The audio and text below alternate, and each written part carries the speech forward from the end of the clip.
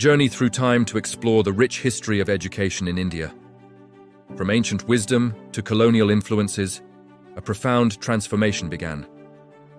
We'll uncover key milestones and policies that shaped India's learning journey. Witness the blend of traditional and modern systems that once thrived. Our story begins with a pivotal moment, the Charter Act of 1813. In 1813, the British Parliament passed a landmark Charter Act. It allocated 1 lakh rupees annually for the revival and promotion of education. This act also opened doors for Christian missionaries to establish schools. Early British educational efforts began to spread across various regions. New textbooks and teaching methods slowly started to emerge. Despite its intent, the Act faced challenges and had initial limitations. Yet, it laid the groundwork for a nascent educational infrastructure. Debates arose over the medium of instruction, Oriental languages or English. This shift inevitably impacted existing indigenous learning systems. The Charter Act of 1813 was a foundational step in India's educational evolution.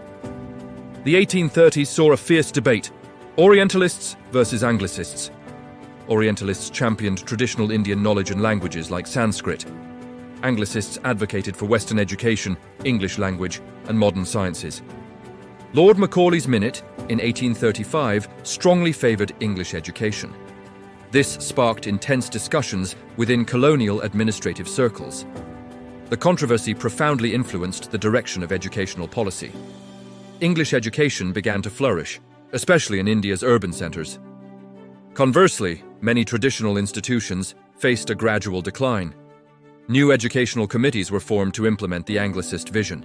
Public reactions varied, with petitions both for and against the changes. Early English colleges began to emerge, shaping a new intellectual class. The downward filtration theory aimed to educate the elite, who would then educate the masses. The Anglicist victory had long-term consequences for Indian society. It brought significant cultural and social implications, reshaping identities. The controversy's legacy continues to be debated and analysed today. Next, we examine the significant efforts of James Thomson. He focused on education in the northwestern provinces of India. Thomson's system led to the establishment of numerous village schools. He emphasized vernacular education and practical subjects for the masses. This included training in agriculture and various technical skills. Thomson's primary focus was on strengthening primary education.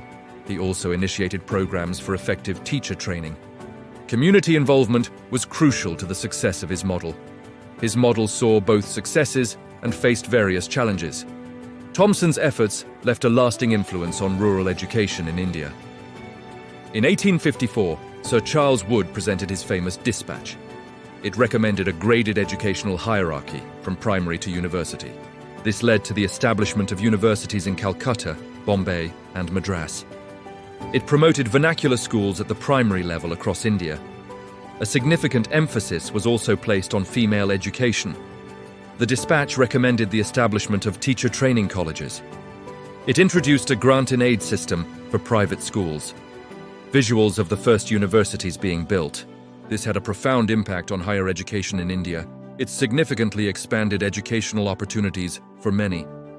However, its implementation also faced various challenges. Education played a role in preparing Indians for administrative roles. Students eagerly attended these new institutions. The dispatch is often called the Magna Carta of English education in India. Its comprehensive reforms laid the foundation for modern Indian education. The Hunter Education Commission was appointed in 1882. It was formed to review the progress of education since Wood's dispatch. The commission primarily focused on primary and secondary education. It recommended local self-government's role in primary education. The commission encouraged private enterprise in education, visuals of diverse schools, government, missionary, and private. It also emphasized the importance of vocational training. Measures were proposed to improve primary education access. This led to the growth of private educational institutions. The Commission's recommendations left a significant legacy. The Indian Universities Act of 1904 was promulgated by Lord Curzon. Its aim was to reform and improve the standards of universities. The Act led to increased government control over universities. It emphasized research and higher academic standards. Visuals of university senates and syndicates in session. The Act faced debates and criticisms from various quarters.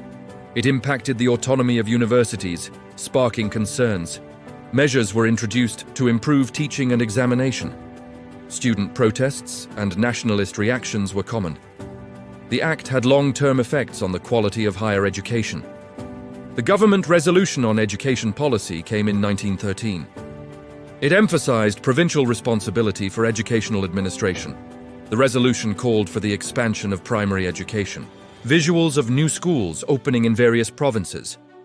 It played a key role in decentralizing educational administration. The Sadler University Commission was appointed in 1917. It specifically focused on the University of Calcutta and its problems. The Commission recommended the establishment of intermediate colleges. It advocated for the separation of secondary and university education.